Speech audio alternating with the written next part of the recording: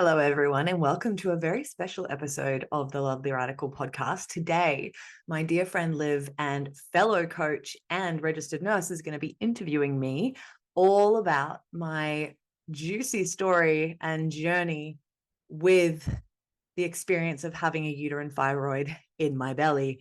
And we're going to be going through the whole story from when I believe it first began all the way up to the recent surgery and what happened there and everything that's come out of it and all of the learnings and the lessons and the blessings that came out of this pretty horrific and challenging almost decade of my life. So I hope you learn something today. I hope you gain something today. And I hope you hear something that allows you to recognize how powerful your body is as well. And if you're struggling like I once was, know that there are solutions out there. There is support out there. Find the people who are solving problems, learn from them, implement what you learn, and you'll be able to resolve yours as well. It's an exciting world when you find the solutions and you get around those who believe in them. And I hope that's the vibe that you get from our conversation today. And if anything else, you'll at least get some juicy details about my life and everything that happened in the last 10 years. Enjoy.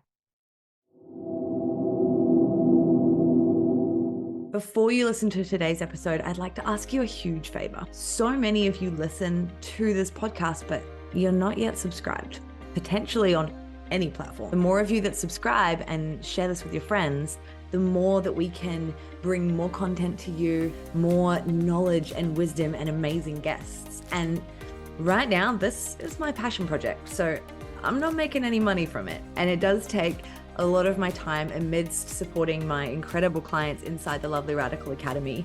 And I get so many messages of lives that are being changed because of having access to this exciting knowledge and support and conversation and community. And by simply clicking a button to subscribe and to share, you're part of that impact, which is pretty cool.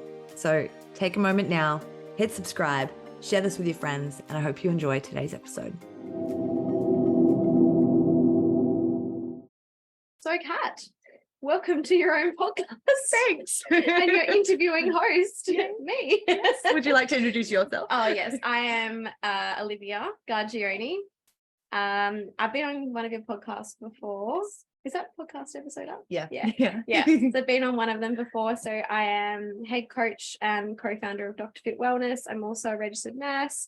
And we thought it'd be great for me to interview you with that little bit of health knowledge and background as well, because I definitely had some things to say about the journey and how you were treated in hospital, especially. So this is going to be a really great episode and just so nice to hear the journey. And then I think also for people listening, for women going through similar health journeys and things that can relate and possibly maybe like not have to go through everything that you went through as well. So yeah, that's the intention. I hope I can share the pain and all the different levels of it and how I chose to turn it into something else each time. So yeah, definitely. So let's start. What happened? How did all this begin? Tell the story. Yeah, cool. So probably would have been over 7 years ago now that I started experiencing what were most likely symptoms of a uterine myoma, or a fibroid as they're known as well. And for the audience listening, what is that? Yeah, so it was something that I'm sure so many women experience. So like just weird things with my cycle. Like I was yo-yoing off and on birth control as well at this point because I wanted to get off it, but I'd get off it and it would be horrific. So they'd put me back on it. And it was just like this. I knew it was not doing my body any good, but there was no other talk of what else to do. And so I would have like really crazy reproductive aches and pains and back pain from it. And like just breaking out and lethargy and bloating was the main one. Like bloating was the thing that I kept going into the doctor about. And so I kept going into the doctor over and over being like, look, like when I eat things, like I'm bloated. If I drink water, I'm bloated. Like I'm just always bloated. And probably for about 7 years, like, or at least 5 to 6 years, the answer was just drink some prune juice. There might have been 1 or 2 x-rays done in that time, but it was just, there'll be something with your, maybe you have IBS, maybe you have leaky gut, all these things, but it was just like, just drink some prune juice and it'll be fine. There was no actual intervention to go further into like, oh, okay, you're still having symptoms, like what's next? Yeah. And that's the frustration with the medical system. And and a lot of that, I did have the same GP, and then at a certain point, and I'm sure many people have experienced this in the last 5 years, that the GPs just started changing and shifting, and I'd go to the same practice and there was always someone new, so I was also kind of having to tell the story from scratch to someone who only has 10 minutes with you. So that was where it started. And so I was going in for years kind of saying, I've got the same things. There was a couple of times we did an x-ray and found that I was quite backed up. And so that's when they were like, yep, it's the prune juice thing, because they've just been looking at my bowel. They hadn't looked at anything else. And over time, it led me to a point where, like it has with a lot of I've been given a lot of labels by the medical system. I've already mentioned a few of them, but physical and mental over the years, as you can imagine, it started driving me bonkers. And at a certain point, I realized that they weren't intervening. They didn't have a plan or even an interest in finding a solution for me, which makes sense now that I have learned more about how doctors are trained, and it's nothing against them in any sense. So it's just more that there's a lot of health issues in the world now that aren't being taught because they're not being researched. So, and I got all of them. So it's a too hard basket, or we don't really know enough about this to really know what's going on, and it's kind of almost pushed aside a little bit. I've noticed that a little bit with things that are a little bit abnormal for people, and they don't really get an answer.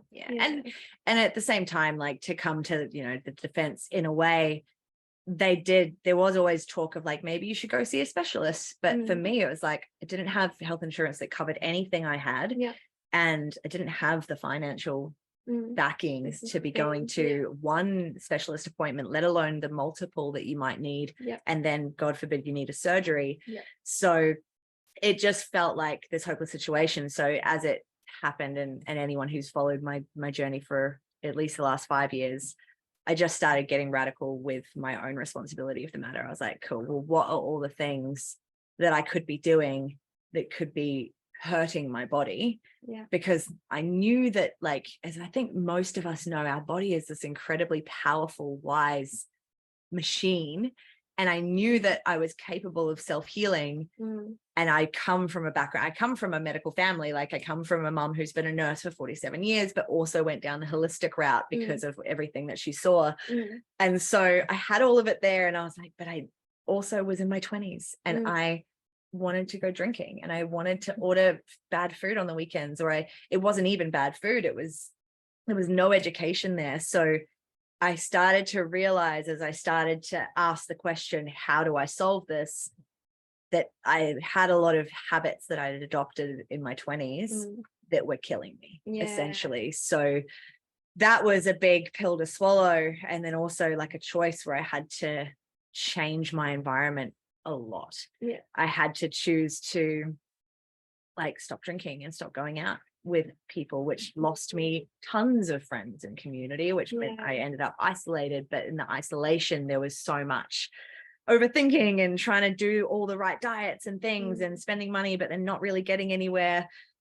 It was just, and that's then when the mental health challenges started to add up, because the accountability was near. I had no accountability. Like, I had no reference point for if this diet or if this particular protocol was going to solve it. But I'd been, I'd heard around the place that maybe it would. So, and at this stage, all I was trying to address was bloating. I didn't know why. I didn't know what So I was actually trying to address. And when you have a blanket symptom like that, and if anyone's experienced this, you mention it, and then everyone's got 10 million different ideas of what you could do. So it's just like this huge noise of like, here's potentially all the things you're doing wrong. So you've got to change everything and it's going to cost a lot of money. Yeah. And then my money stress would kick in and I'd end up doing nothing, or I'd do it for a bit, just like a health kick of any kind. But at a certain point, it's just like life gets busy, life gets stressful, you have a breakup, you lose the money, whatever. And I was like, it's not sustainable. And what was your stress like in that period of time? I think I've always been the kind of person that on the front, I'm great. Yeah. I'm calm. I am like, I'm a secure attached person. So I am very grounded and calm, and I like ever the optimist.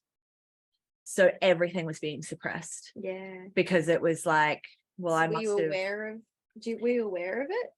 I probably wasn't aware that I was suppressing so much. Yeah. Because I was like, well, this is just how it is. I'm just going to constant doctors and constant specialists and doing constant different protocols that are apparently supposed to help. But then, you know, I feel a little bit better, but then I go backwards and all the while I don't have a social life anymore. Yeah. I don't have, like, everyone's kind of pairing off and doing things or going traveling. And I'm just trying to feel alive. Because at this point it was like chronic fatigue, IBS, fibromyalgia, like irritable, you know, bowel, leaky gut, all the different things have been said. And they were starting to talk about things like polycystic ovaries or endo being a factor. But at this stage, I finally got myself to a point where I was like, okay, I've got a protocol that feels like it's gonna help me. I'm getting myself off the pill once and for all. And I knew that I was heading in a good direction, and I decided that in order to do that, I couldn't do that living in the first world. So I quit my job and I moved to Bali so that I could essentially heal and afford to live. So how many like months or years did that take you to make that decision? Lots. So like, I think I knew like back in 2015 that the pill was a factor. Like I knew it innately. And so I tried to get off it, but then I now know the things that I've learned about hormones and gut health and immune system because of this experience, which is one of the blessings, is that you need a protocol. You need to prepare your body. You need to know what the journey is going to look like to get off any kind of medication, but especially birth control, because you're on it daily for years. And I was trying to do it blind. And then you go into a doctor and say, like, this is happening, I've come off the birth control. They're like, well, let's just go back on it. And that wasn't like, aside from referrals to a specialist throughout all of those years, that was the only other thing that was suggested in the offices. Like, maybe you should go on birth control. And I knew that wasn't the solution. I knew that the chemical going through my gut was the reason that my whole body was breaking down. So yeah, I tried, I think 3 times over the course of about 4 years to come off birth control. But then I'd meet someone and I'd go back on birth control. So that we can have a relationship, because I'd forgotten about all the other ways that we could potentially solve that problem. And the education back then about like natural forms, I felt for me personally back at that time, I wouldn't have been aware of it. Yeah, absolutely. And that was one of, like, throughout all these years, so there's probably about 4 years or so where I started coming into it. You know, my environment of friends started changing naturally, because I couldn't hang out with the friends who were just being normal and having fun and eating the way that they ate, which was killing me, or drinking. So my environment started to change. I was getting around more people. There was more things popping up online of people with similar stories who had resolved things. So I started learning about, you know, hormones and gut and immune system, like I said, but also about there's actually ways to be off birth control and you don't actually need it. My mom eventually told me the story. She's like, oh yeah, I actually just did natural temperature checking for 3 years between you and your sister. And I'm like, you're telling me this now? But there's so many things that we don't think are relevant, right? And so, and there's just not education on any of that. So throughout those years, I learned a lot about my body, and I started noticing what seemed to work. And one of the big things, so I'm a big Bali fan. I go to Bali a lot. It's close, it's cheap. it was a holiday I could actually afford. If Bali could sponsor Kat, I reckon they should. Yeah. Open for offers. Yeah. They do in many ways, more than monetary. But I'd noticed that I would go there for a month, and without doing anything except being there, and when you're there, it's like you're drinking filtered water, you're eating lots of fruit and veg, you're relaxed. Yes. And money is not a stressor because it's so cheap. Yeah. For that whole month, I would have no health issues. Like everything would dissipate. And then as soon as I'd come back to Australia and just eat my healthy things and go to work and be doing the thing, everything would come back. And I was like, there's something in this. Like I know it's all emotional at the core. However, getting to that for me was close to impossible when I had all the layers of physical stuff going on. So I think it's just a combination of all as well. Yeah, know? exactly. And it's I the way I support people in it now is like, we'll start with the layers. Like let's strip it all back and look at the basics, because at the end of the day, most of us aren't doing the basics that the body needs. Yeah. And then there's just tweaking that needs to happen from there with consistency. But so that was a big thing to realize, okay, like it's got something to do with food. It's got something to do with stress, probably something to do with what, liquids you're taking in as well. So how can you start to create a life that has more support in those areas? And that was when I started my first business, which was with a whole food nutraceutical product, which is essentially fruit and vegetables, nutrients in a capsule, which was fantastic because I was like, this is really interesting, because this is a way for me to get lots of food nutrients in when I can't afford to buy like organic. And even if you're buying organic in Australia, it still doesn't have most of the nutrients because of the way they grow it these days. So I was like, this is interesting. And I came off the pill, started having those supplements, and then adding in a couple of other supplements that are really great for hormones as well. And I'm being mindful not to kind of suggest things openly. If people have questions, they're more than welcome to reach out. But that, and then that was when I made the decision and to go overseas. And in that moment, I think from the outside, people were like, oh, you're making your dreams coming true. And for me, it was like, I'm probably going to die.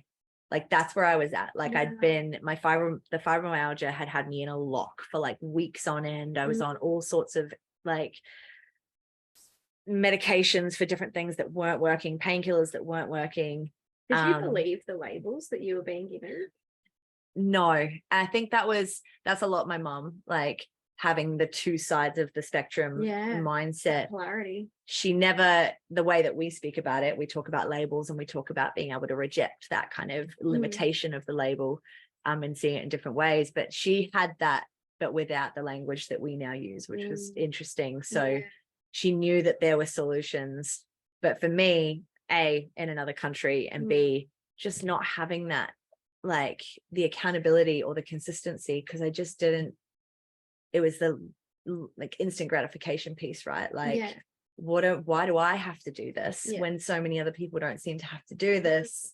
There was so much in it that I had to just get over at the end of the day. And at least for me at that point, I was so down in the dumps. I literally, like, I went to India before I went to Bali, and people were like, oh, India is scary. And I was like, mate, I actually don't care, because I actually think if this new thing that I'm doing doesn't fix things, I'm probably going to kill myself.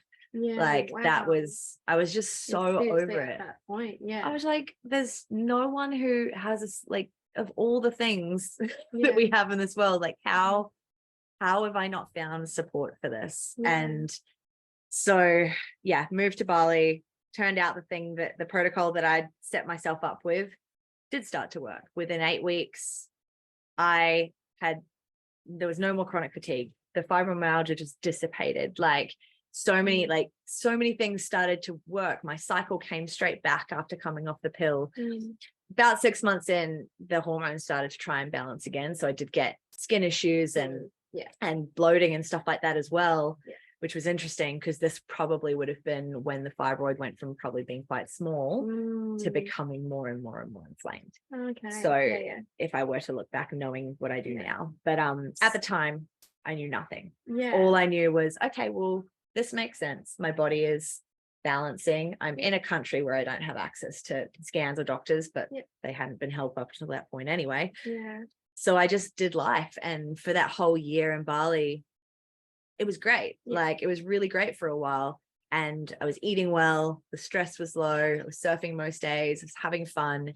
I was building my business and it was going quite well. And yeah, it was every now and then I would have a big bloating day, but it wasn't like constant. It wasn't concerning. And it was usually, funny enough, just after I'd had a weekend where I had alcohol, and then I'd also had bread, and then I'd potentially also had sex. It was 2 occasions that year where all 3 happened at the same time, and those were probably the moments where I had like a massive like, what the fuck is going on?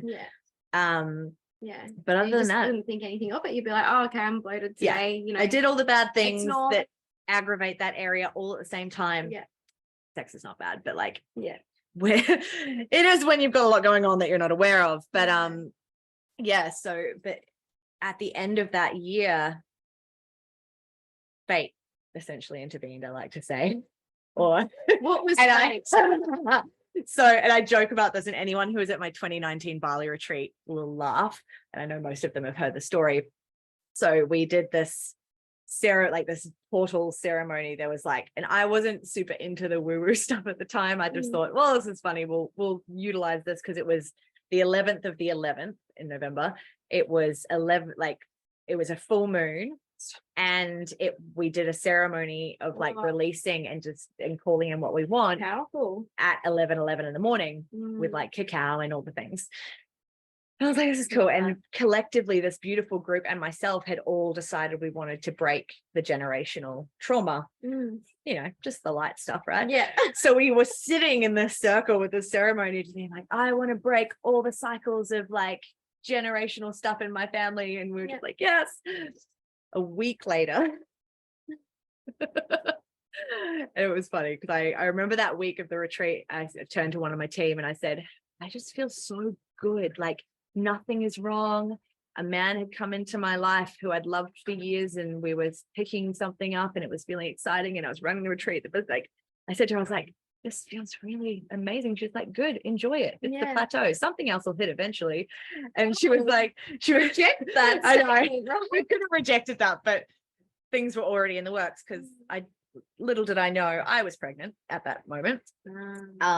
And I found out just after the retreat, because I was like, oh, my period's late. That's interesting. Never late. And that's curious, because had actually had sex in the space of 6 months for the first time. And you know, did the test, confirmed it, told old mate. He subsequently freaked out, but then we were like, oh my God, like this is fate. This could be, wow. Okay. So we were shell shocked in the sense that it was very much a surprise, and but also felt fated. And so that was a scary, lovely moment. I decided to go to the hospital in Bali just to get a scan, just to make sure it was really happening. As you do. And that was when they found it. So the fibroid. It's, hey, yes, you're pregnant. So life-changing decision time. And but actually there's a large mass. We're unsure what it is. And so I spent 12 hours in a Bali hospital in a private room, just waiting for the oncology team. They said, you need to see oncology. Oh my God. So what was going through your mind at that point? I think I went into shock. So I was uber calm. At this point, suppressing thing again. At this point, I communicated what was going on with him and my mum. Both of whom had lost multiple family members, but also family members to cancer. Or friends to cancer. So they were freaking out. And so I was like, naturally just like, okay, well, it's going to be okay. This is all happening for some kind of reason. What the fuck? But I just knew I needed to stay solid. Eventually when the oncologist came around, it wasn't an oncologist, it was a gynecologist who knew stuff about oncology. Who looked at my scans and was like, look, it's probably something called a fibroid.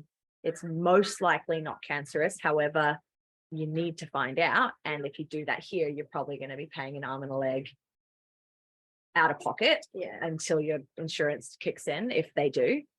And at this point, he had gone off and gotten wasted, and so I couldn't even talk to him. And he was in another country, had his own stuff going on. Also, he wasn't even with me. So yeah, it was very tricky for everyone involved, because A, weren't expecting it, B, had just decided we were just gonna be in love or whatever we were deciding to do. We hadn't even talked about it yet. So yeah, that was happening. I was having to make a decision in Bali, and then my parents were like, look, this is when my dad stepped in, was like, you're coming here, like, just tell me what flight, I'll send you the money. Because I was just like, I literally just had taken a loss of the retreat that I just run, so I was like, fuck. But I had, travel insurance, so anyway, dad flew me home to New Zealand. I spent some time there. The blessing in that was it was the first Christmas I'd spent with my family in almost 10 years. So many blessings in hindsight. But it took about 2.5 weeks to find out that it was not cancerous. Wow. Because it wasn't cancerous, my health insurance covered nothing. My travel insurance covered nothing. Turns out it's only an emergency if it's cancerous. Even though it had sounded like an emergency up until that point. Yeah. Between the doctors in Bali and getting to my family doctor at home, I've been told a number of times that I was basically, if I did go ahead with the pregnancy, I was going to miscarry, or I was going to be risking my own life, was the things that I was told by a number of doctors because of the fibroid. By the time I got to my family doctor, she said, look, I don't know anything about it yet. I've got to check. So another 2 weeks went by before she said, actually, you're fine to go ahead. It's probably the best thing you could do would be to go ahead with the pregnancy. At this stage, so conflicting. He'd lost it, like emotionally, whatever. I actually don't really know what happened on his end, because he was in another country and communication between us was confusing enough as it was. Yeah. My family was just trying to support in any way they could. Yeah. I had a business that I was trying to run all at the same time. And I wasn't getting any kind of stability from him. Yeah. And so I made the call to terminate. Yeah. Because I was like, if he's not going to be there, and I don't have a home right now, like, I'm going to have to do this on my own. And I'm just, it was in hindsight again, because I was in shock at the time. I remember going through the protocol of being asked, you have to go through a whole interview process before they will put you through for termination to make sure that it's what you want and not what someone else wants. So I remember being in those offices being like, just say what they want you to say. And completely ignoring anything that was going on for me. Because I'd convinced myself it was what I wanted, because I didn't know how to make decisions at that point. And do you think it was what you wanted? And again, in hindsight, everything happens the way it's supposed to happen. And once we get to the end of the story, it all kind of makes sense. And I know that whatever choices we make are perfect for our journey. And I can imagine that whole timeline, and it could have been so beautiful.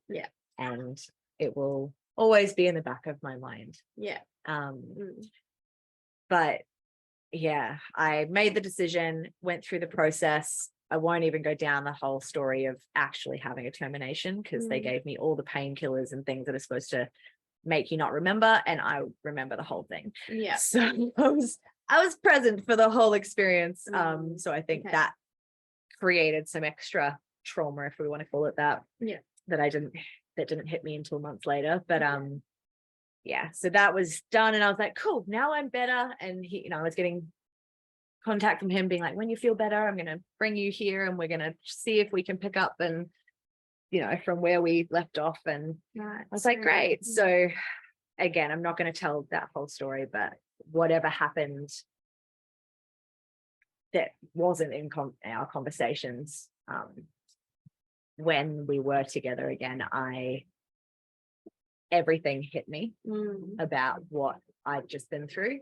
And everything I think hit him as well. And so it was really hard, but we had to kind of go, let's just do our own thing for a while. And whatever happened for him in that space, I haven't pretty much haven't.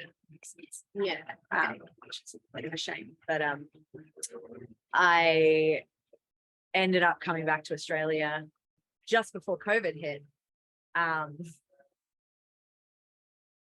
Without knowing what COVID was going to be. So I landed in Australia with this idea, being told that this man I'd loved wanted to marry me and have babies with me. So I was like, cool, I'm going to be in the same country and we'll just see what happens. Yeah. Pandemic hits, can't go see doctors. All my money was gone. Didn't have somewhere to live. Love of my life at the time was disappearing. Like everything hit. Aspect of life was shaken up, shaken up and just gone, it was just like, now. Cool. Like more stress. It was a lot. And my family doctor had said, look, it should go down after the size of the fibroid should go down after the termination, because your hormones will go back to normal.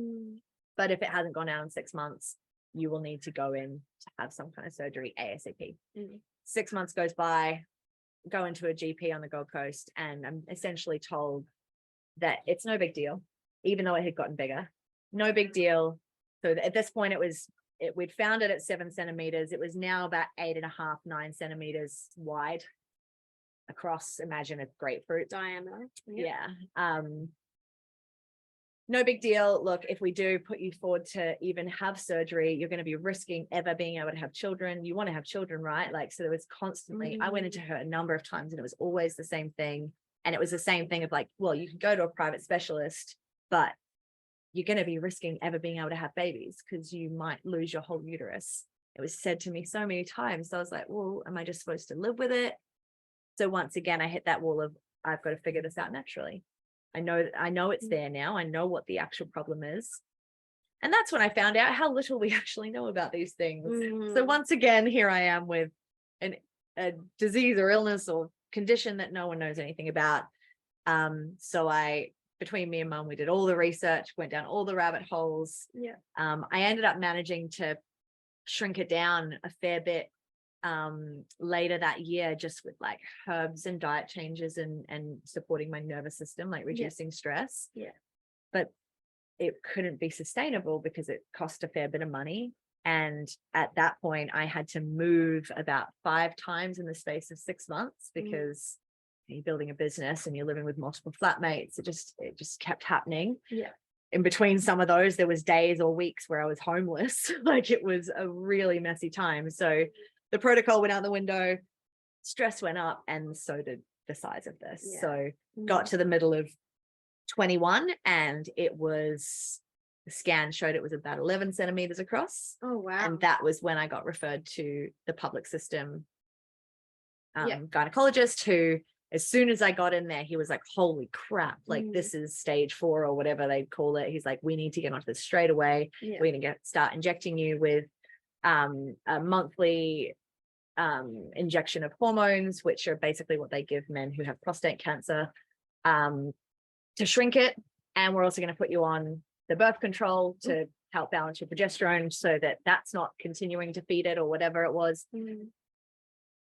What did you say? In that, I did it all because I was desperate at this point. I was like, I'm going to do the medical route because this thing's not got, I don't have the ability to keep the consistency of what was helping.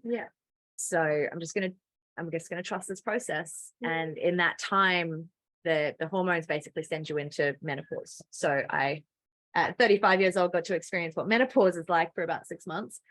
In that time, had the first relationship I'd had in probably a decade, which went absolutely to shit. I lost 3 streams of income. I was trying to study at the same time, which is when we would have started meeting. And it was just one thing after another, just because I was so run down and exhausted and tired from everything that was happening in my body. So it got to a point where I was about to have the scheduled surgery. All of that was going on. Something else happened in my personal life, which made me pretty incapable of being able to trust anyone, especially in the medical system. So there was all of that going on unconsciously for me. And then my lease was ended early. And so I was like, now I have nowhere to live to recover. What the fuck? And then 2 more of my streams of income were gone. And I was like, so really I only have my business at the time where I was just rebranding everything. And I was like, so no support from Centrelink either. So I was like, I'm going to have to go home. Yeah. I flew to New Zealand, spent 2 months with my family, which was actually incredible. I stopped the hormonal treatments. I pulled out the marina. I was like, fuck the system. And I went home, and me and mum just kind of started me on a protocol to be like, well, let's just detox all of that shit out your system. We don't know what the solution is going to be right now, but that you were directed for some reason away from that particular surgery. Let's just start over. And so luckily at this time, business skyrocketed. So there was so many.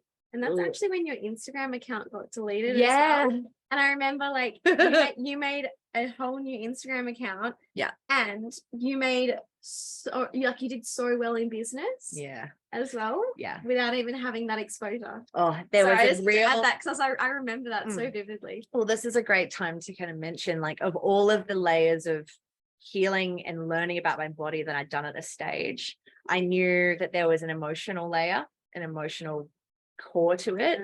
And for those who get into metaphysical or, you know, any of that kind of stuff, which is essentially the root cause, and how it's all in like connected to our mind as well, because our mind creates all of it at the end of the day. I knew that this particular thing in the feminine, in the reproductive system, in the creation center, was tied back to betrayal. So betrayal in relationships, betrayal connected to the feminine, self-betrayal, absolutely. So it was, in my mind, I was like, it was all of the moments in all of the relationships in my life where there had been perceived betrayal or actual betrayal. It was my own self-betrayal and the rejection of the feminine, which so many women are doing because we've been programmed to do it. Like, take birth control, reject the fact that you have a creation center in your freaking belly, like hate your period, like complain about it constantly, get happy when it like and doesn't live come. in such a masculine world, like adapt. We're made, a lot of women are made to adapt to such a masculine world, like work a 9 to 5, you know, hustle, do, like, women can do things that men can do. And while yes, that's amazing that some women can do that, are you actually made to do that? And I mean, if we just look at the last, and this is what I started doing, I was like, well, just look at the last 30-40 years since the fourth wave of feminism was like, yes, women can do all the things men can do. Women can go out and work like men. Women can go out and have sex like men. Whatever aspect of it you look at, in that time, what's happened? Exactly. Fertility's gone out the window. Which is chronic a great money maker for the medical system. Chronic illnesses have skyrocketed, and especially in women, more so than men. And then reproductive challenges all in with that. There's so much to that, which is a whole nother podcast. But it was a real moment for me to be like, okay, trust my body in that moment of being like, all of this is falling apart. I was in a space of like, I feel nothing. I don't know what to feel.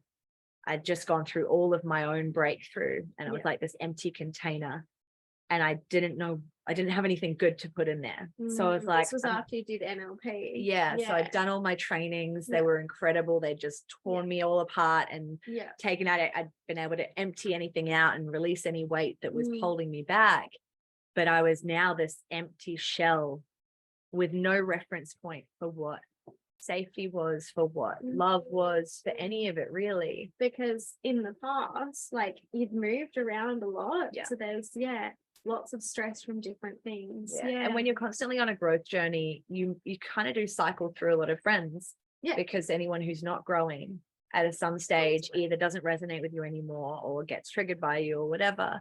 And so I've just been in this constant state where I felt deeply and I loved deeply and I connected deeply, but I'd not really received it back in the same way ever. And so that was partially why I was like, I'm going to go home. I remember meditating a whole day, and I was like, I'm gonna, like, New Zealand was just dropping in. It's like, I'm gonna go spend some time with my parents, because I'd also had a bit of a, in the time of all of this happening and the mental health stuff coming up, I'd ended up getting a mental health friend, seeing a psychologist.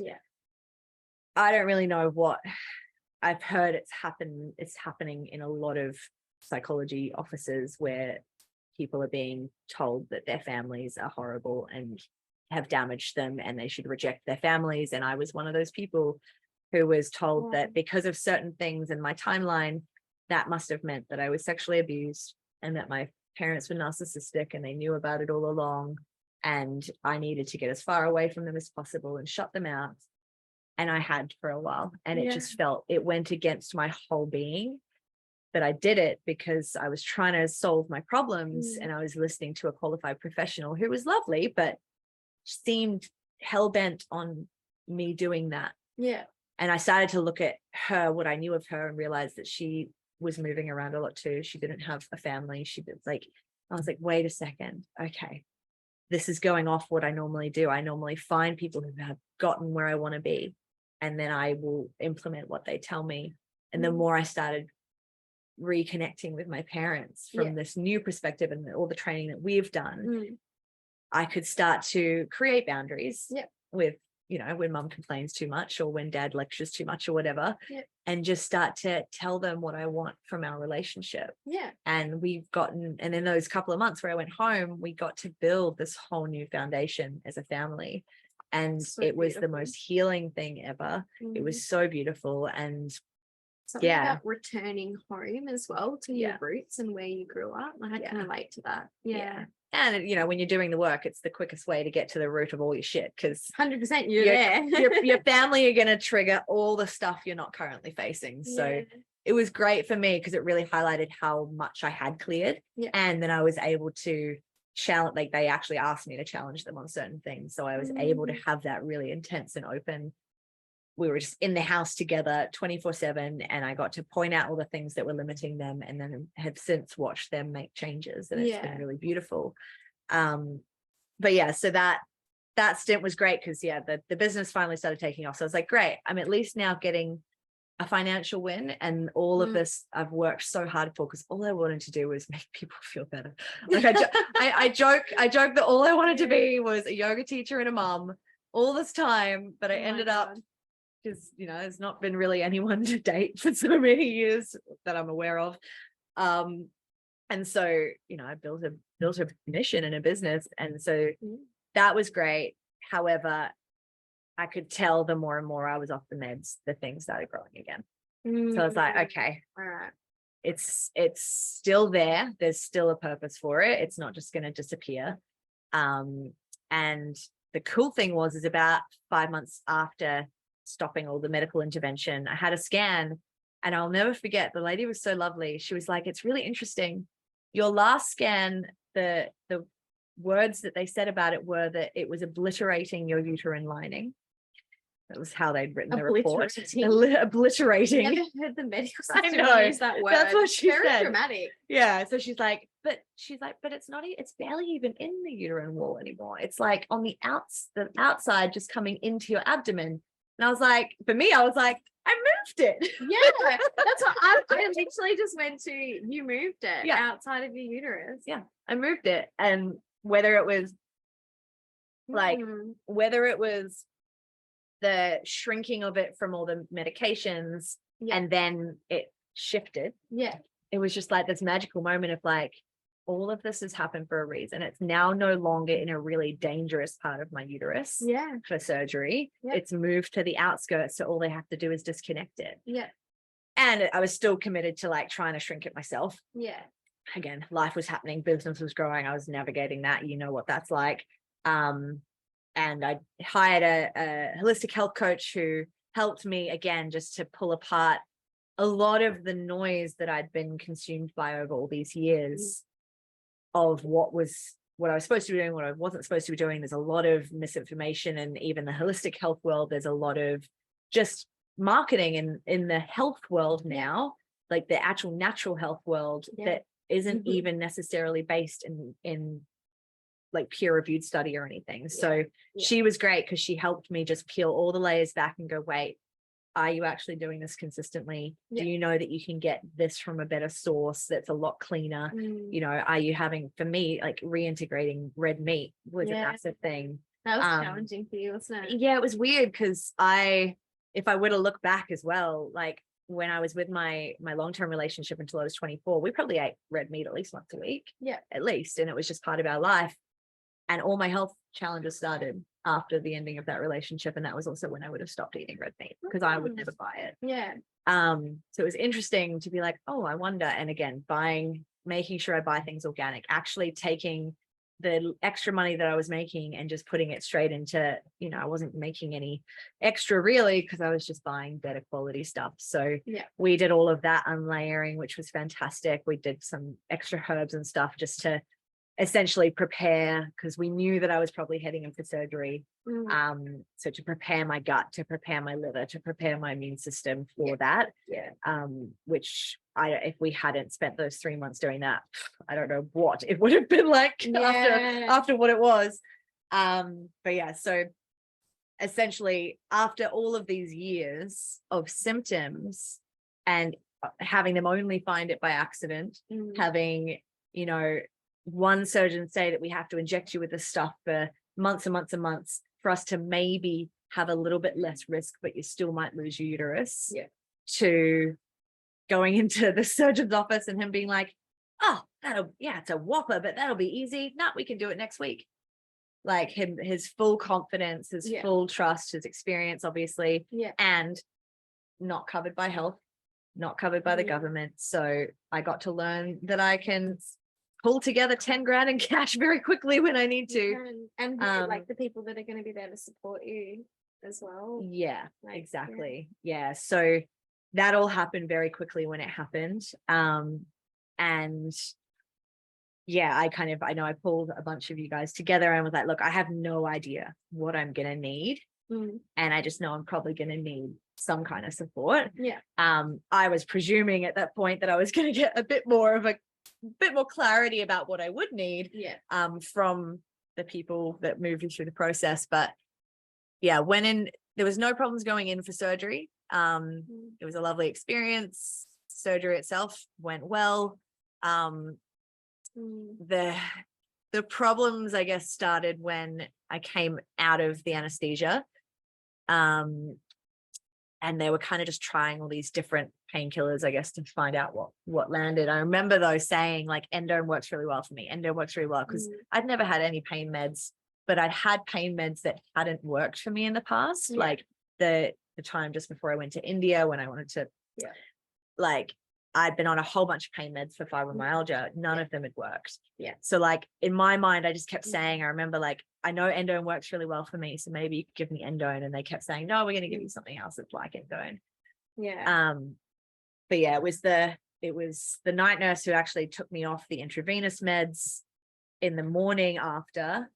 And for whatever happened, maybe there was not communication between shifts, but they didn't start me on oral meds straight away in preparation for leaving the hospital. So I ended up going 5 hours, or just under 5 hours without any medication going into my system. And was this the day of surgery, the day after? This is the day after. So this is about 12 hours after having, and for those of you who don't know much about the surgery that I had, so it's essentially like having a C-section, but for a lot longer. So they cut down like every single layer of your abdominal muscles, they cut through, which if you think about it, if your abdominal muscles are ripped open, like, and you use your abdominal muscles unconsciously all the time, walking, coughing, sneezing, literally for everything. So when that's cut open, you like literally like all of your function goes out the window. Like people who have a C-section actually are not allowed to drive for 9 weeks post-operatively. And I am a theatre nurse, so I know all of this shit. I'm not making any of this up. So like it's crazy to me that the communication within like for that to not actually give you pain medications for 5 hours blows my mind. It was interesting because and of course I have no idea what's going on. And by the time I started feeling a bit of a cramp coming through, I remember calling on the nurse and she brought me one little tablet. And then within half an hour, I tried to get myself to the toilet because I was like, maybe the cramping is because I need to go to the toilet. And it hit me when I was on the toilet and I had to buzz nurses who popped the head in and then kind of went away. And at one point, I think I must have just been screaming. I can't really remember because I couldn't sit. If I didn't have the tools that we learned in the courses that we've done, I don't know how I would have survived that because I couldn't breathe. I wanted to have a panic attack, but if I allow, like, I know how to hold myself out of panic attack. If I'd gone into that, if I'd even started crying, I couldn't breathe because of the pain. So, but yeah, so some other nurses must have heard me screaming, popped their head in, and were just like, come to bed. Oh, come on, get yourself to bed. And wouldn't help me walk, wouldn't help me get to bed. I was like, I can't walk, I can't breathe. It was the oddest thing. And I don't know if they'd all realized that a mistake had been made, so then none of them wanted to touch the situation. I don't know what was going on, but I clearly remember that I had to hold the wall to get back to the bed because none of them would help me. And I was just, eventually what seemed like a head nurse came in, jabbed me with morphine and something else. And within like 20 minutes, I was like, okay, I can breathe. But yeah, it was a bit of a, and yeah, I won't go too much into it. I definitely have sent a lot of feedback and I'm working with the hospital to make sure that this never happens to anyone else again. But that was how like recovery started. Let's just put it that way. And so not on a great note. Yeah. And I clearly remember at some point before they jabbed me with the morphine, one of the nurses says, why didn't you ask for pain meds? Like, I did. I was like, what do you mean ask for it? Like, I just had major surgery. I'm barely conscious. Was I supposed to ask? Like, am I supposed to know? They could also come and check on you. Yeah. Like at the end of the day, like, as a nurse, your top priority when it comes down to it is patient care. Yeah. And so if you're not doing patient care, then it's actually on you. And I really don't like that they didn't take responsibility for that. It was odd. Yeah, it was very odd because when the head nurse who came in and gave me the morphine kind of came back around, because I was like, what has happened? Like, I'm being told I was supposed to ask for meds, but I was told by the night nurse that like she was gonna take me off and then put me on oral, like, but that never happened. Like, in my mind, only an hour had been by between being taken off the intravenous and when I was having lunch and I felt but in my mind it felt like an hour. It had been 5 hours. But I had no concept of time. That's how out of it I was. So that really bugged me that I was being told you were supposed to do something when no one had mentioned it to me. So that was at a certain point that day, once I'd passed the criteria to be released, because all the while I was being told you probably have to stay longer, which meant in my mind, well, that's an extra couple of grand, like that you guys haven't prepared me for. And this wouldn't be happening if you'd forgotten my payments. But passed all the criteria to be released. My friends came, didn't get a wheelchair out to the car offered, so my beautiful friends helped me walk less than 24 hours after major surgery all the way down from the 5th floor or something to the car outside. Ridiculous. Yeah. And like, I don't want to go too much into it, but first few days of recovery seemed all right, but I'd been sent home with minimal knowledge of what to expect, tons of pain meds. And I'm someone who doesn't take meds, so I was like, oh, this is going to be interesting, who knows what to expect. By Friday night I was waking up in paralysis and having hallucinations. I didn't really have anyone in my household who could be there for me, in the sense that I was having hallucinations. I was completely out of it in my room. I didn't know what I needed.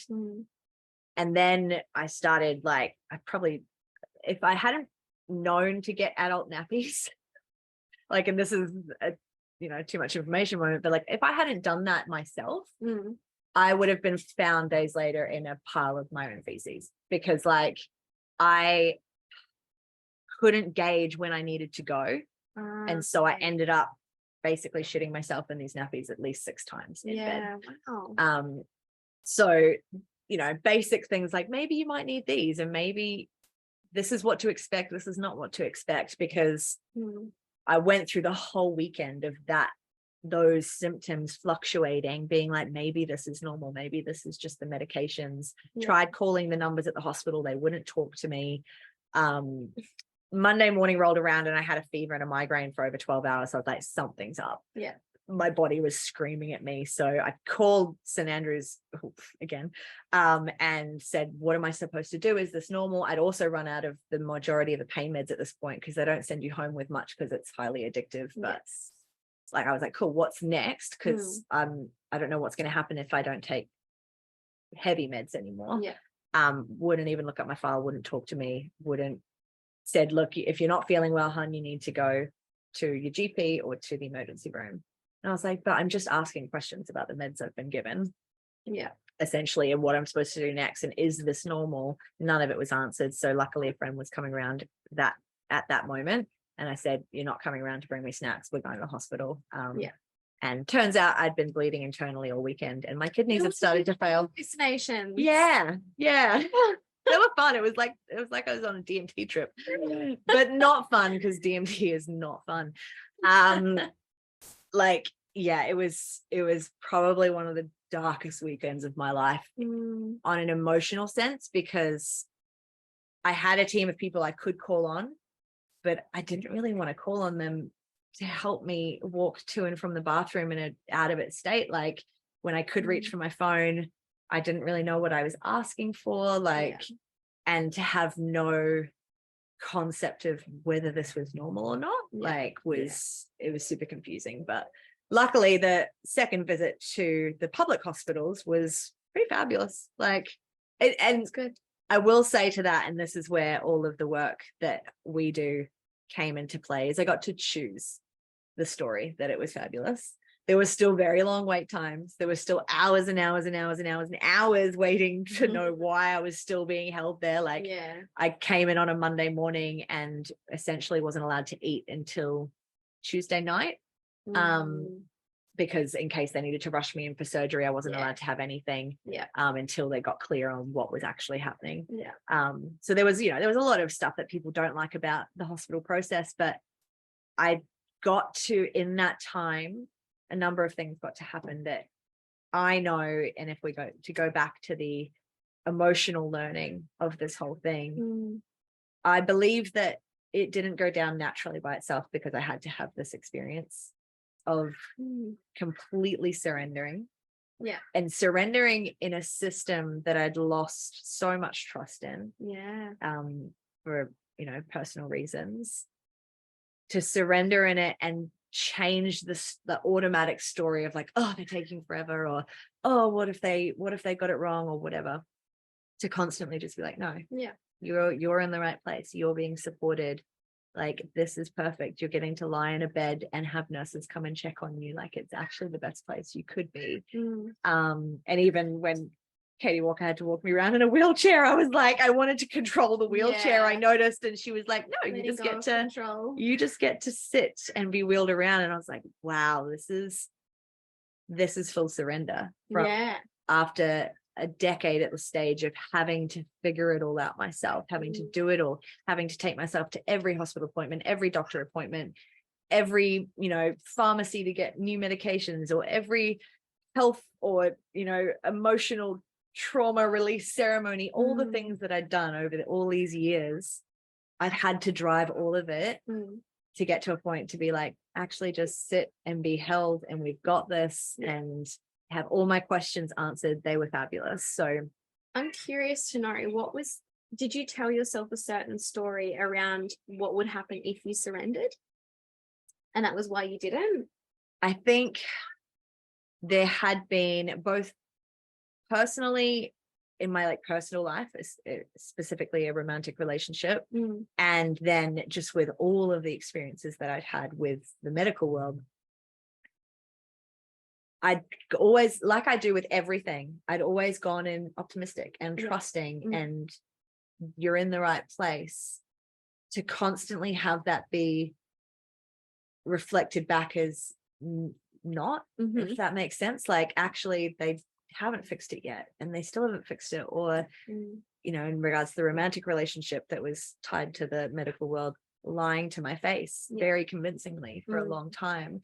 Like all of this was like times where I had surrendered and I had decided to trust, and I had decided to just know that I was in the right place. So if I surrender, I'll be betrayed.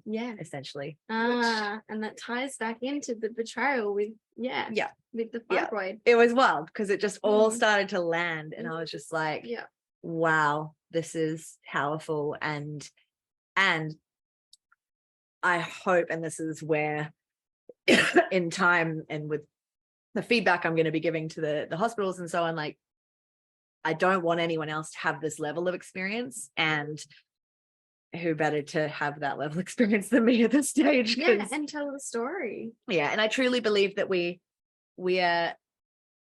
don't have things come to the surface to be resolved, or we don't have certain things happen in our life until we have the tools, the resources, or the support around us to actually navigate it. We're never given more than we can handle, and getting to choose that story instead of the why me, the victim. And my goodness, the amount of times I could have gone down the victim road throughout all of this, right? Like I know women with reproductive issues and all sorts of health issues and chronic illness issues who have created whole brands and massive audiences and businesses around their identity of being a victim and being sick. And it was the less popular road for me to go down to actually resolve the problems, funny enough. And it generates less attention because, funny enough, we connect more with the victim and we connect more with staying in the problem than we do with fixing it. So I got to learn a lot about business and about people and about myself throughout all of it. But it's been a massive journey. But absolutely, it is a massive journey. And at the end of the day, like I love that it got to the point where I got to also go down the medical route, because at the end of the day, I think it's so incredible what we can do. And like any industry, there's a lot of room for improvement. Absolutely. And in regards to what's happening in this arena, it needs to step it up. And my mum always said, so mum, again, has been in the medical world for many years. She said to me once, she's like, it takes about like 20 odd years or more for the medical world to actually realize what the problem is. Then it takes about 40 odd years before the government and the medical world actually put anything in place to do something about it. And especially like in this circumstance, because we're going to go into like pharmaceutical companies and the fact that they love to make money, and that's the driver behind a lot of things. And that's why generally like the way to fix things is to give something pharmaceutical or to do a surgeries, because it actually makes people money. Why would they change that? And I will go into it, because that was my experience every time with every label I was given. It was birth control or antidepressants. Like there was never another solution. And even with the fibroid, like, let's look at it this way. And I've learned, so from different things that I've read, there's around 7 million women a year, and this probably is stats from the States, but it could be my mind. It's about 7 million women a year get diagnosed with fibroids, and that's just the ones that get diagnosed. Think about this. I didn't get diagnosed except for the fact that I happened to have a reason for them to look at my uterus. No one looked at my uterus for years and years and years beforehand. So like how many, and it's normally something that only happens for women after they've had kids, except it happened for me. It's happened for many women I know who haven't had kids. So that's just the stats of women who are being diagnosed. And then let's just look at the experience I had. Once it was diagnosed, there was so much misinformation, so much scarcity, so much fear around the risks, no clarity on what causes it at all. And then no actual solutions that don't cost money or a lot of money. And then to be told, like, at 7 centimeters, it's not urgent enough by our standards to refer you for surgery. By the time it was, almost double that, it was let's rush you in. Yeah. But now you've got to pay for a hormonal injection every month. You've got to pay for the birth control. You've got to, come in for the appointments every month to prepare you for a surgery that we will do for free. But we've got to go through all of that first. And we've got to inject you with the stuff that you're paying for to get it down to about 7 centimeters, the size of which they found it, so that it's safe enough for us to remove it without hopefully you losing your uterus. I was like, wait, why didn't you just let me take it out then? Yeah. Because it's not urgent. It's not going to give them any money, right? Yeah. And then for me to get to that point of, there was many other surgical options that I'd been told were available, but there was only one I was being told about. So there was confusion there too. But to get to a point where at the end, I ended up paying in full. Yeah. A lot of people don't have to pay in full, which is great because they have insurance or it's covered by Medicare. However, that's a good, 10 grand going into the system, plus all the medications that I had to pay for on top of that. Yeah. Plus all the different aspects that I'm still being billed for now. I still receive bills in the mail for different things that weren't included in the general chunk that I paid for. Which I wasn't, it was all in the small print, I found out. Right. So I know what it's like to pay for all of it. And then over those years, you hear all the different things that are said by different health professionals who are in that arena, just in passing or just in relation to something you're saying. Yeah. And you start to realize how many of these they're doing a day. How many women, whether it's fibroids, endometriosis, polycystic ovaries. So many. There is so much money flowing in because the problem is there and that it's bad enough that it needs to be surgery.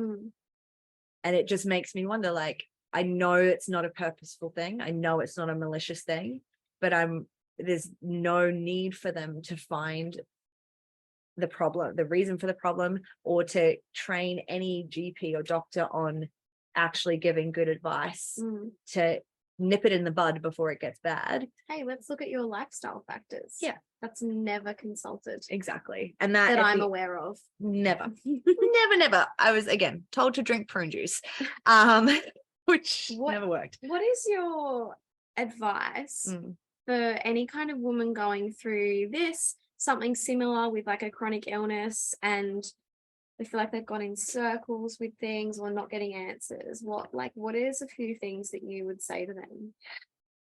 And all of this, I think, is great to be done with support. I'll just say that, so important. You can do it. You can wing it like I did and take bloody years to get it right, or find someone who's resolved the situation you have and has created a great life. Me or anyone. There's so many great people out there. Yeah. But find someone who's solved the problem, who's actually found solution and is on the other side. Like, the health issue is not a problem anymore. It's gone. And, learn what they do and actually implement what they do, but have the environment and the people around you as the piece for the accountability. Because like I said, I tried so many things over the years, but life got in the way. Finances became a problem. All the things stopped me from being consistent. Like, if I had been consistent with the protocol that helped me shrink the thing, then it probably would have gone away by itself. But I didn't have that support around me to keep going. Yeah. But at the end of the day, it's like stripping it back to basics. Medications are destroying your system. Yes, we might need to be on some of them right now. And I'm wondering if you actually have to be. Yeah. Is there a way to get off it? Have to?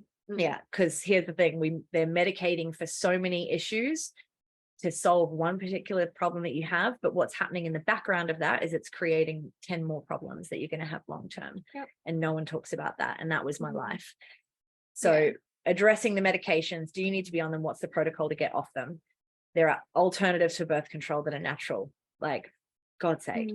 There are antidepressants literally do not work for the majority of people on them. Yes. And actually cause more health issues, which means the average person who's on medications for things like depression are on 20 plus medications. Yep. They're not just on one antidepressant. Yeah. There's multiple pills going into the system. And do you ever really hear of many people that go on the medications to then come off them, or do they stay on them long term? Forever. You're told that this is the rest of your life. It's a chemical imbalance. You'll have to be on this for the rest of your life. Yeah.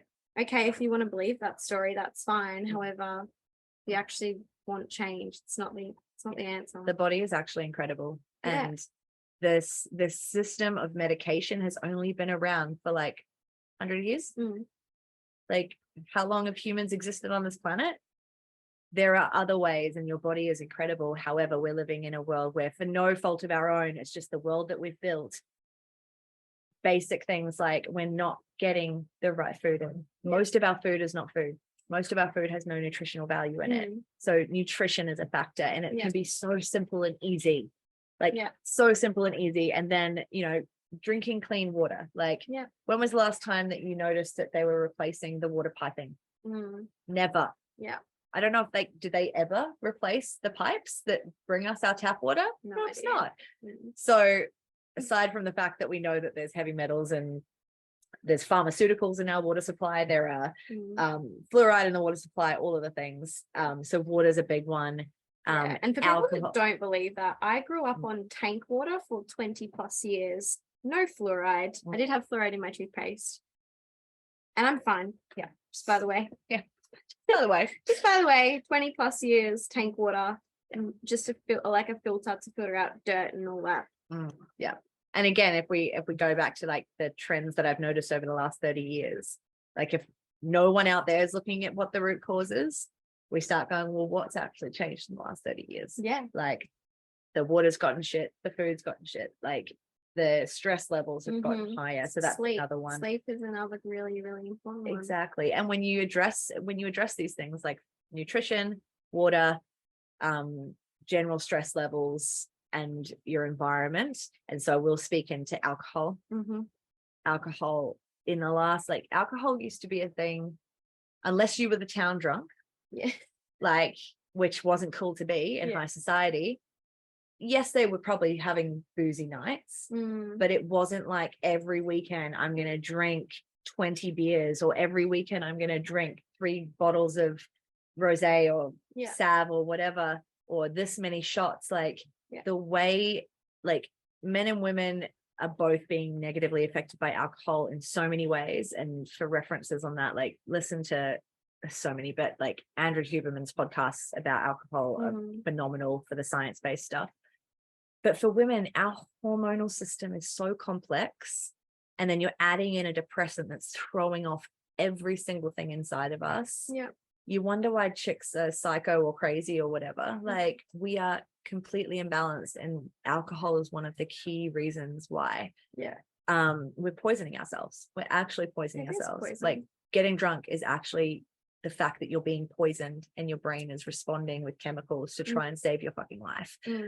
So to bring it back down, it's like medications or getting off them in a strategic way that is maybe not through the medical system, but more through a holistic health practice. Nutrition, water, removing things like alcohol, reducing stress. And I'll speak into money in regards to stress, because for me, that was what my war was every time. It was financial. So like, how can you get smart about money? How can you get clear on your finances, your numbers? I teach a lot of this in the programs, because money is our biggest stressor, right? For the most part. And so if you can start to really address all your stresses and create foundations for them, so much changes. And I joke a lot that, you know, women come to me not able to have kids, and then they kind of act like women seem to get pregnant around me. And around me, or around better environments where they're actually just encouraged to be more consistent in reducing the stress and in supporting the natural physical body. Because our body can actually resolve pretty much anything on its own. But when you're sick, when you're chronically ill, when you have reproductive health issues, when you have fertility stuff, your body's stressed. The first thing your immune system is, or your brain's going to shut down when your body is trying to survive, is your reproductive system. Because like, we don't need to do that right now. You don't need your reproductive system to be working to stay alive. So that's why it's the first thing that's shut down, and it will bring it back when the other things are being supported. So what if you strip it all back and go, wait, what does the human body need the most? Am I doing that every day? You know, food, water, movement, mindset, Yep. And then removing as many of the toxic things as possible, whether that's toxic environments, toxic medications, toxic foods. Yeah.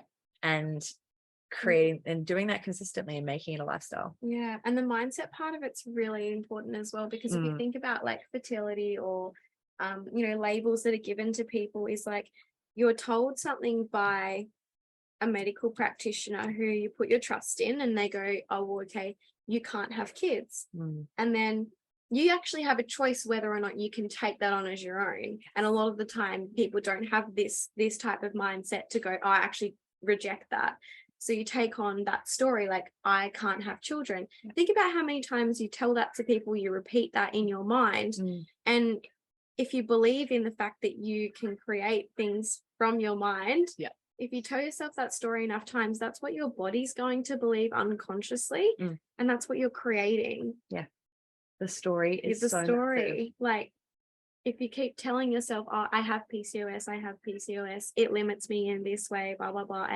Like anything. My chronic health issue. You're making it yours by saying it's my anxiety, it's my PCOS, it's my whatever. It's actually not yours if you choose for it not to be. And think about when we, like, the story is the key. And the physical stuff helps you to get to that layer, because hard to do any of the self-development shit when you feel like shit together. But even the word like, aside from identifying with a health issue or a problem like anxiety, my anxiety stops me from doing this. When did you decide that it was yours? When did you decide that? Because at some stage someone told you have this label and then told you of all its limitations, and there's even a human need hit that happens in that of like, I'm now significant. I now am connected to all these people who have this problem and this limitation. I now have an excuse to not actually be the full version of myself because I have a limit. But also just the word my, outside of that context, when do we use the word my love, my family, my heart, the things that I love. So if we're using that word in front of the things that we don't want, because you don't go like, my lack of money. Like you just don't talk like that of the things you don't want, except when we identify with a health issue, because we're getting community, we're getting significance from it. We start saying my anxiety, my depression. You're telling your mind that you love it. And so it's going to find ways to keep it. But also this has been really powerful with a lot of the girls. So it's like, I talked a bit about the rejection of the feminine and how we're really encouraged unconsciously through messaging and all of that to reject, have sex like a man, take birth control so you don't have to have your period, like all these things, right? So we're already rejecting this part of ourselves. We're like, if your brain is telling your reproductive system, I don't like you, I actually don't want you to work, I don't want to get pregnant, thank God I'm not pregnant. Whatever it is that we've constantly said. Or we get PMS symptoms, it's like, oh my God, my period's coming, my life is over, this is the worst week ever. Like all these things, all these messages we're sending, all these stories we're telling about how much we hate this part of ourselves, which, by the way, really guys, sad. None of y'all would be here without that part of us. Like we literally have a portal to another universe in our stomachs, and we're like, I hate you, why do you have to be a thing? Like, why do you think it stops working? Why do you think we have so many pains? Because we're literally sending hate and disconnect, and I don't want to be a part of you. And I challenge a lot of my clients who are like, oh my God, my period's coming this week, I'm so emotional, I'm craving this. I'm like, are you? Or what if like you said something different? So we flip the story. It's like, oh my God, I love you. You're working so, like, my body's working extra hard this week to shed the lining of my uterus, to release the things that it doesn't need, to create space for me to, when I'm ready, create a healthy baby. And by flipping that story, I cannot tell you how many times it's happened. Either they get pregnant because they want to, or they are like, I just got my period with no symptoms. What the fuck?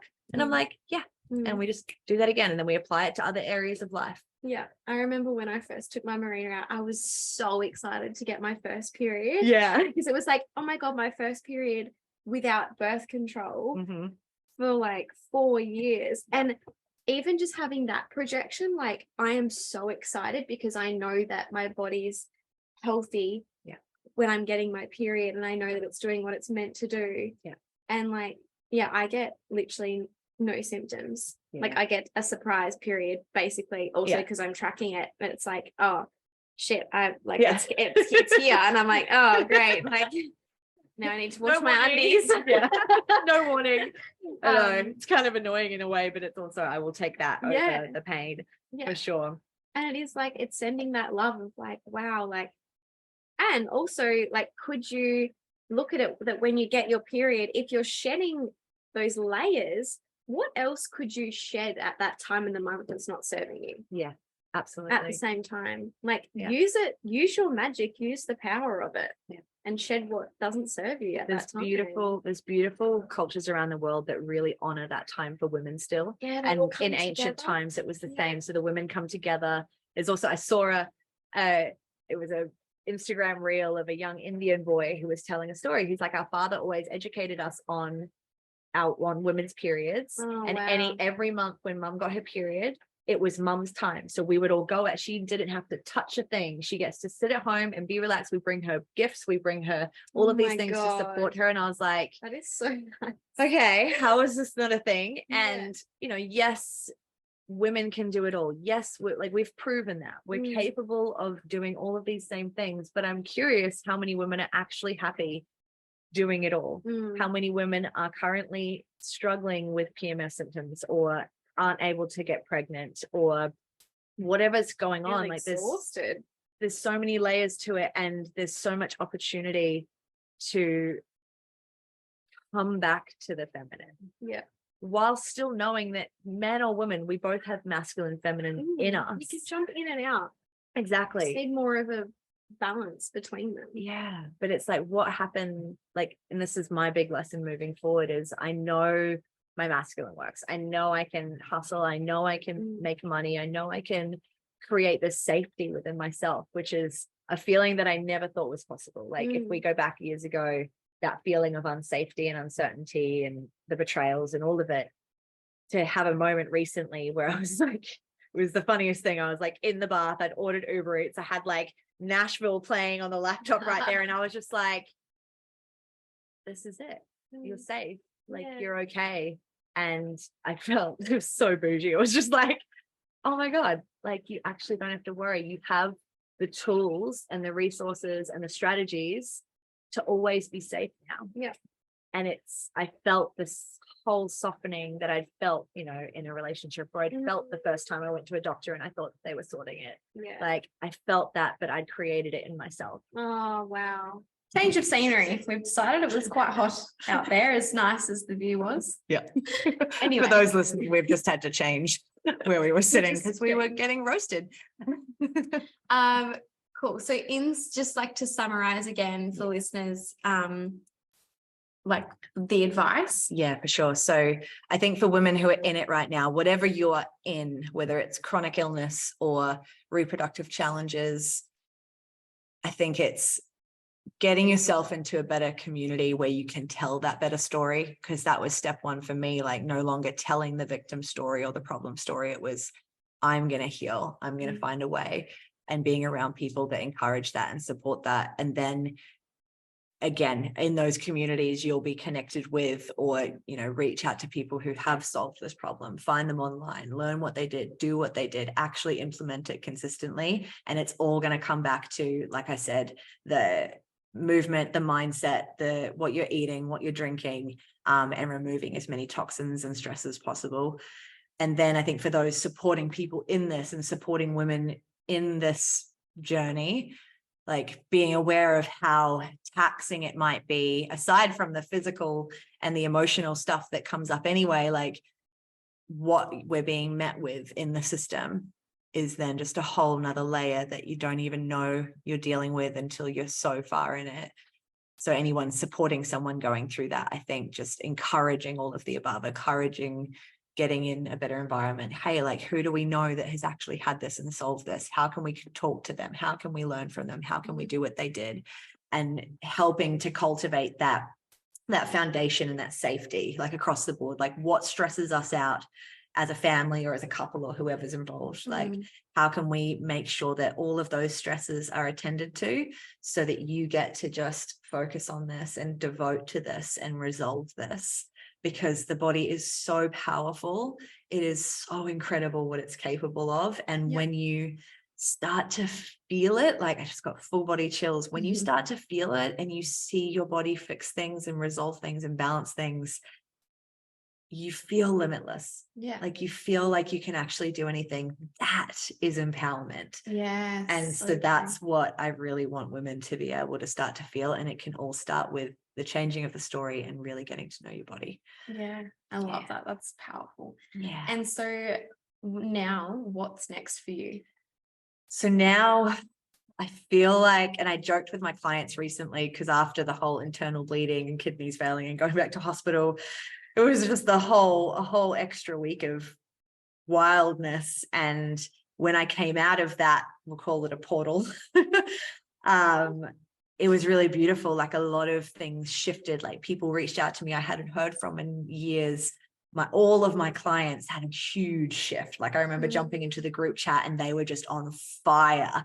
And I was just like, this is wild. And I joked with them on the last group call. I was like, maybe I just pulled us all through like some kind of timeline shift or portal. And that's why it was a bit extra hard on my body. You're welcome. So right now it's allowing myself to stay in that softness and that surrender of healing, because I'm still very black and blue and swollen and stuff. So most of me feels great and I still can't exercise and so on. So it's taking things slowly on a physical level, whilst also feeling like it's like a whole new world. Like for those who didn't see the picture of the fibroid online, it was 12 centimeters wide. So just imagine a very large grapefruit, the size of a baby's head, that got pulled out of me. So I am without that now, which is incredible. Having just a flat stomach without having to do anything is just interesting. And the body just does things where I don't have to think about it anymore, which is great. But now it's about how can I be one of those points of call for anyone who's going through it. And how can I help with all of what I've brought up here today? Because it took me close to a decade to do it all myself, just kind of winging it and going from place to place and researching for tens of thousands of hours and implementing so many different things. And I know that's why I was inspired to create my academy and stuff years ago, because we touch on all those really important foundational pillars, what really was powerful for me, whether it was the wellness, the mindset, the money, and the business all in one, to get to that level of actually being able to be like, oh, I'm safe.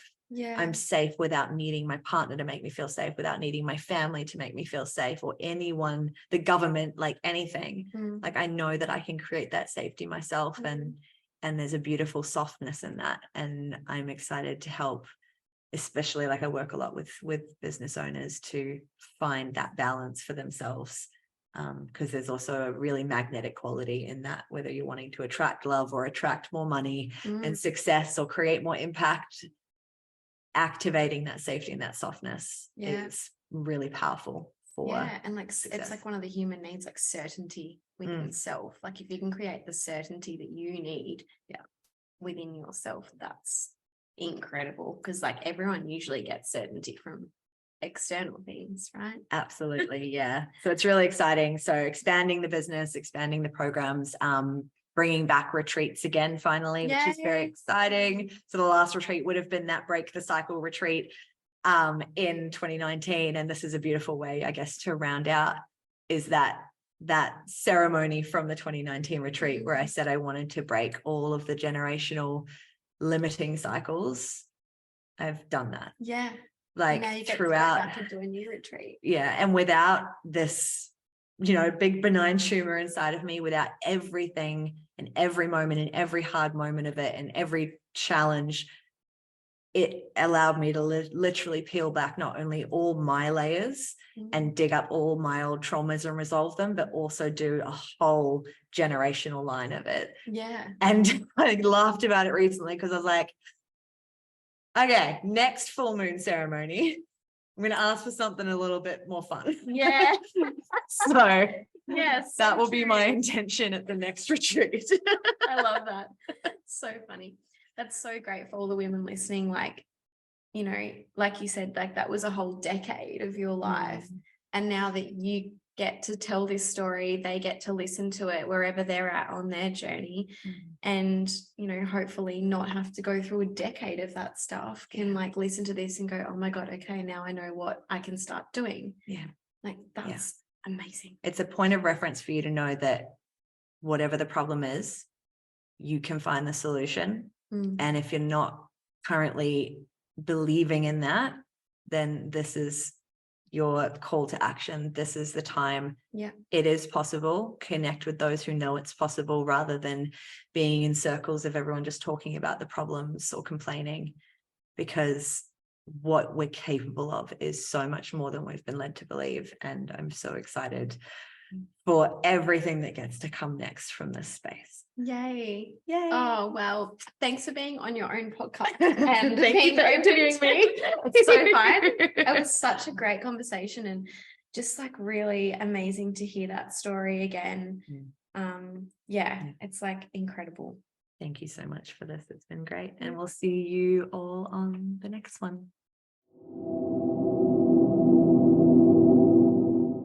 If you like that episode, then make sure that you click here to check out some of the other conversations with my amazing guests and friends. And if you really liked it, you can click here to subscribe so that you get notified each time a new episode goes up. And you can click down here to share it with your friends if there's something that they might also like to know. See you next time, lovely.